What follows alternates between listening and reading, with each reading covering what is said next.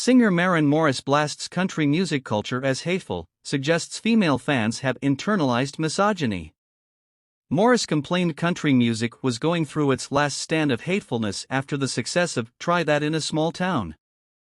Singer Maren Morris elaborated on her recent decision to distance herself from the misogynistic and racist country music industry during a New York Times podcast on Wednesday.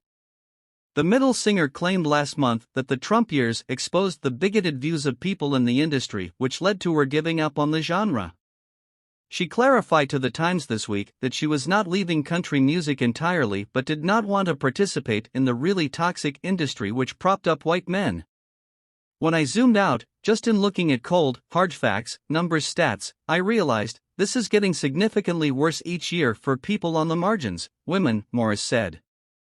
Women on the radio, people of color, just anyone who was not a white male, she added on the NYT podcast. She questioned if the female fans she sees at country music shows held bigoted views against their own sex. The audience is like 90% women. So, is this like internal misogyny going on here?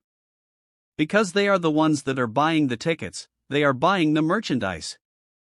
What's happening? She asked. Morris also complained that recent hit songs, Jason Aldean's Try That in a Small Town, and Oliver Anthony's Rich Men North of Richmond, show how the genre has become embedded in the culture wars.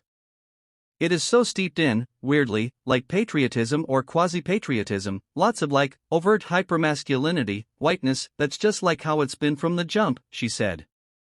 It does feel like the flame is getting hotter, so maybe it's this last stand of hatefulness, she complained. Later in the interview, Morris argued her prior announcement she was leaving the country industry was blown out of proportion.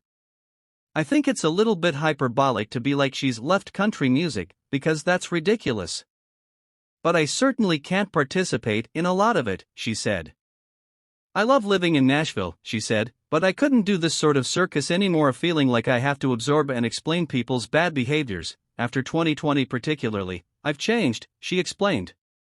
Morris claimed her criticisms of country music weren't aimed at fans, but the industry. I'm not shutting off fans of country music. Or that's not my intention.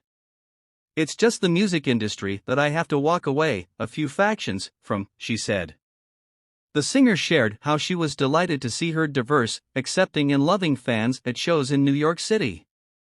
She explained how she wanted to attract progressive listeners who were interested in various genres, not just country. That's always been kind of my MO from the jump, even from my first record, so it's like, all are welcome, she said. Earlier this year, the liberal singer taunted the state of Tennessee to come arrest her during a speech at a pro-LGBTQ concert just weeks after the state announced a ban on drag shows near schools. And yes, I introduced my son to some drag queens today, so Tennessee, arrest me, Morris said last March. Her provocative comments won her praise from a host of liberal media outlets.